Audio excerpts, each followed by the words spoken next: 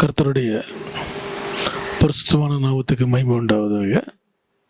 இந்த நாளில் நாம் தியானத்துக்கு எடுத்துக்கொள்ள போகிற ஒரு கருப்பொருள் கர்த்தருடைய ஆலயம். வாசிங்க சங்கீதம் 122:1. கர்த்தருடைய ஆலயத்துக்கு போவோம் வாருங்கள் என்று எனக்கு அவர்கள் சொன்னபோது மகிழ்ச்சியா இருந்தேன். இது தாவீதுடைய சொந்த அனுபவம் சொல்றாரு. வாழ்க்கையில எத்தனையோ பேர் எத்தனை இடத்துக்கு போறதுக்கு மகிழ்ச்சியா இருக்கிறாங்க.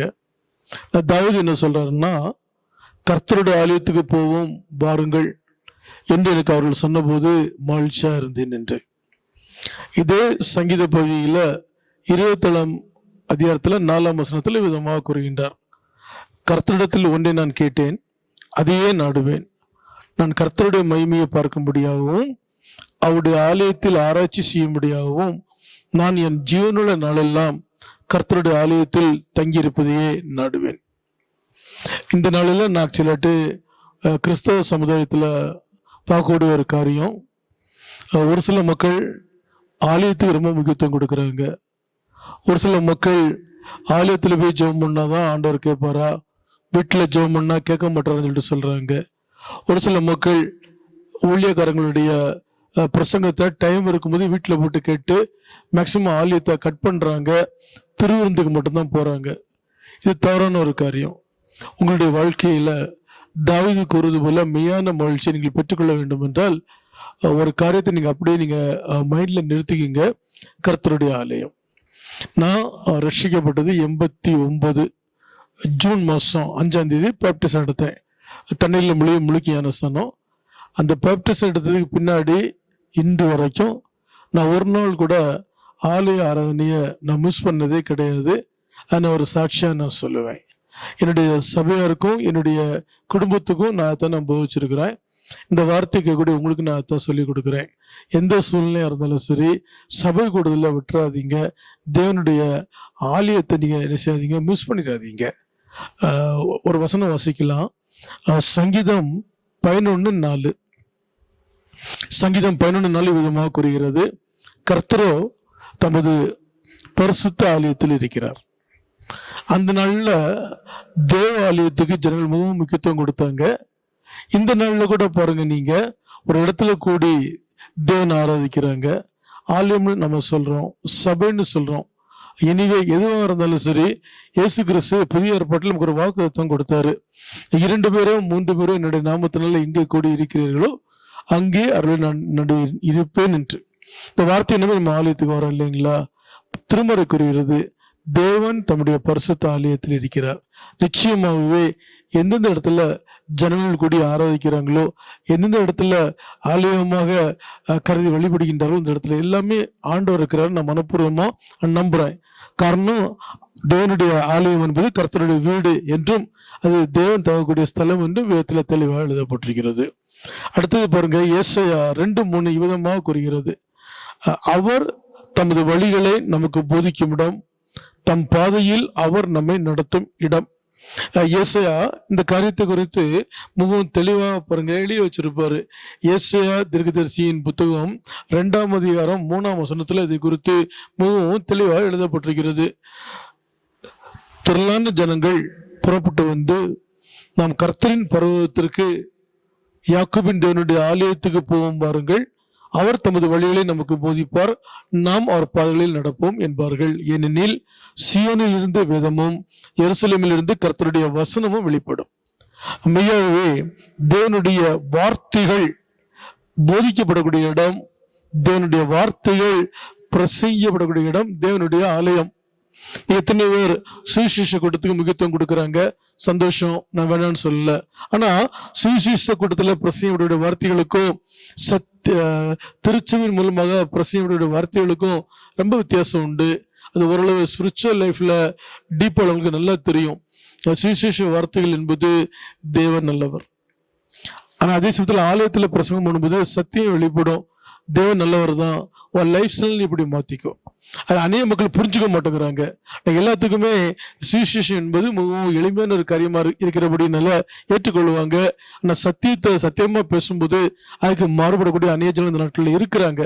அவதான் வசனம் சொல்லுது, ஏசாயா தீர்க்கதரிசி மூலமா தேவன் தெளிவாக சொல்லுவாரு, அவர் தமது வழிகளை நமக்கு போதிக்கக்கூடிய இடம், மாத்திரமல்ல அவருடைய பாதையில் அவர் நம்மை நடத்தக்கூடிய இடம் தான் ஆலயம்.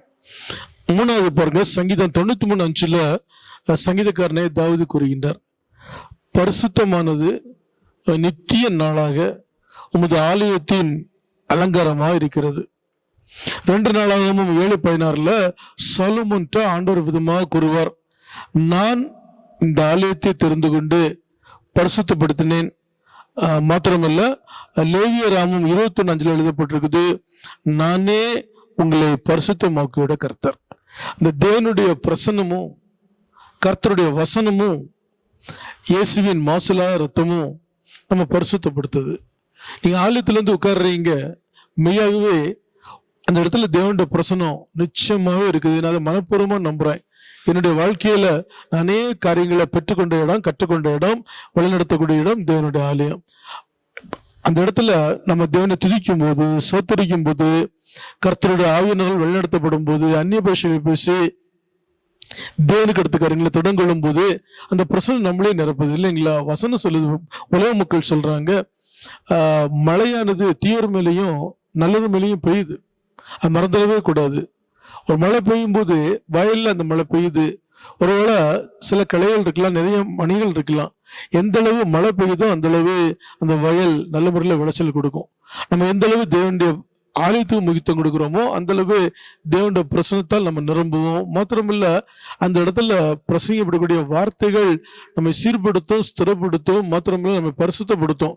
நான் ஆண்டவருக்கு ப்ராமிஸ் பண்ணியிருக்கிறாரு, நானே உங்களை பரிசுத்தமாக்கிற கர்த்தர், நான் பரிசுத்தர் ஆகியால் நீங்களும் எனக்கு கேட்ட பரிசுத்தராக இருங்கள். ஆகவே ஆலயம்தான், கொடுக்கப்படக்கூடிய வார்த்தைகள் தான், தேவனுடைய பிரசனம் தான் உங்களை பரிசுத்தமாக நீங்க ஒருபோதும் மறந்துடாதீங்க. சங்கீதம் 48:9 விதமாக கூறுகிறது. தாவீது கூறுறாரு, தேவனே உமது ஆலயத்தின் நடுவில் உம்முடைய கிருபையை சிந்து கொண்டிருக்கிறோம் என்று. தேவனுடைய கிருபையை சிந்திக்கக்கூடிய இடம். ஆலயத்துல பலதரப்பட்ட மக்கள் வராங்க, எங்கிறது இல்லாம வராங்க, எத்தனையோ வருஷமா வராங்க.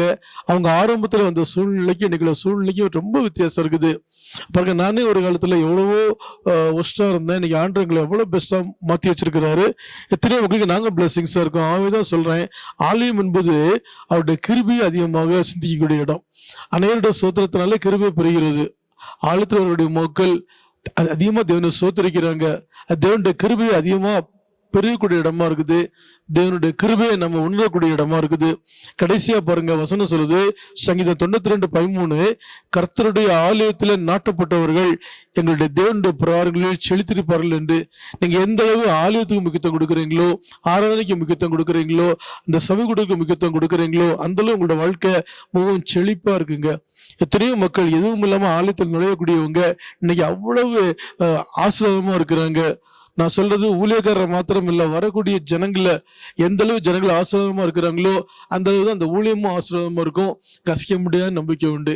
ஆகவேதான் வசனம் சொல்லுது, கர்த்தருடைய ஆலயத்துக்கு போவோம் வாருங்கள் என்று அவர்களுக்கு சொன்ன போது மகிழ்ச்சியா இருந்தென்று. உங்களுடைய வாழ்க்கையில நீங்க எந்த அளவு தேவனுடைய ஆலயத்துக்கு முக்கியத்துவம் கொடுக்கிறீர்களோ, எந்த அளவு தேவனுடைய வீட்டுக்கு முக்கியத்துவம் கொடுக்கிறீர்களோ, அந்த அளவு உங்களுடைய வாழ்க்கையில அநேக காரியங்களை நீங்கள் பெற்றுக்கொள்ளலாம். காரணம், ஆண்டவர் தம்முடைய பரிசுத்த ஆலயத்தில் இருக்கிறார். புதிய ஏற்பாட்டிலையும் ஆண்டவராக இயேசு கிறிஸ்து நமக்கு ப்ராமிஸ் பண்ணியிருக்கிறாரு, 2 பேரோ 3 பேரோ என்னுடைய நாமத்தினால எங்கே கூடி இருக்கிறீர்களோ அங்கே அவர்கள் நடுவே நான் இருக்கிறேன். பாருங்க, அவருடைய வழியை நமக்கு போதிக்கிறாரு. அவர் தம்முடைய பாதையில நமக்கு அவர் என்ன செய்யறாரு, தெளிவை வெளிப்படுத்தி கொடுக்கிறாரு. அதுபோலதான் பாருங்க, ஆலயத்தினுடைய அலங்காரமே பரிசுத்தம் தான். எப்படிப்பட்ட பாவி ஆலயத்திலிருந்து உட்கார்ந்தாலும் கூட அந்த இடத்துல உள்ள தேவ பிரசனம், அந்த இடத்துல உள்ள உண்மையான தேவ ஜனங்கள், அந்த இடத்துல உள்ள வார்த்தைகள் அவங்களை பரிசுத்தமா மாத்திருது. அதுபோல அவருடைய ஆலயத்தின் நடுவில் தான் நம்மளுடைய கிருபையை சிந்து கொண்டிருக்கின்றோம். நம்முடைய வாழ்க்கை எப்படி இருந்தது, நம்மளுக்கு எவ்வளவு நல்லா இருக்கிறோம். அந்த அநேகருடைய சோத்திரத்தினால கிருபை பெருகும்போது அந்த கிருபை, அவருடைய அன்பும் அவருடைய இரக்கமும் நிச்சயமாகவே அவருடைய கிருபையை சிந்து கொள்ளக்கூடிய ஒரு இடமாக நமக்கு ஆலயம் காணப்படுது. எல்லாற்றுக்கும் மேலாக நீ கர்த்தருடைய ஆலயத்தில் நடப்பட்டீங்கன்னா உங்களோட வாழ்க்கையே செழிப்பா மாறிடும். எத்தனையோ மக்கள் இந்த நாட்கள்ல பாருங்க, வேலை இல்லாம வந்தவங்க, நோய் பிடிச்சு வந்தவங்க, பிசாசினால் கட்டப்பட்டு வந்தவங்க, குடியேறில் ஆகப்பட்டவங்க, எத்தனையோ ஜனங்கள். நீங்க போய் உட்கார்ந்தானே உங்களுக்கு தெரியும். வெளில இருந்து யாருமே தயவு செய்து பேசக்கூடாது, உள்ளுக்கு வந்து உட்கார்ந்தா உங்களுக்கு தெரியும். எத்தனையோ மக்கள் கர்த்தருடைய ஆலயத்துல நடப்படுறாங்க, அவருடைய பிரகாரங்கள் இன்னைக்கு செழிப்பா வாழ்றாங்க. தேவனுடைய மகிமையில நம்ம நிரப்பப்படக்கூடிய இடம் மாத்திரமல்ல, எல்லாவற்றுக்கும் மேலாக திருமறை 118:26 சங்கீதத்தில் எழுதப்பட்டிருக்குது, கர்த்தருடைய ஆலயத்திலிருந்து நாங்கள் ஆசீர்வதிக்கிறோம் உண்டு. தேவன் ஆசீர்வாதத்தை கொடுக்கக்கூடிய ஒரே மெயின் பிளேஸ் கர்த்தருடைய ஆலயம். பழைய ஏற்பாட்டில் இதே மாதிரிதான் தேவனுடைய ஆலயத்திலிருந்து என்ன செஞ்சாங்கன்னு சொன்னா, ஆசிரியர்கள் கர்த்தருடைய ஜனங்களை வாழ்த்தும் போது, ஆசீர்வதிக்கும் போது தேவன் இறங்கி வந்து அந்த ஜனங்களை ஆசீர்வதித்தாராம். புதிய ஏற்பாட்டில் அதே மாதிரிதான் பாருங்க, அந்த தேவனுடைய ஆலயத்திலிருந்து கர்த்தர் நம்மளை ஆசீர்வதிக்கிறார். ஆகவே உங்களுடைய வாழ்க்கையில ஆலயத்துக்கு முக்கியத்துவம் கொடுங்க, சபை கூடுதலுக்கு முக்கியத்துவம் கொடுங்க, உங்களுடைய வாழ்க்கையில தேவனுடைய பிரசனத்துக்கு முக்கியத்துவம் கொடுங்க, தேவனுடைய கிருபைக்கு முக்கியத்துவம் கொடுங்க, தேவனுடைய வசனத்துக்கு முக்கியத்துவம் கொடுங்க. உங்களுடைய வாழ்க்கையும் மிகவும் செழிப்பா இருக்கும், ஆசீர்வாதமா இருக்கும், மங்களகரமா இருக்கும். கர்த்தர் உங்களை ஆசீர்வதிப்பாராக. ஆமென்.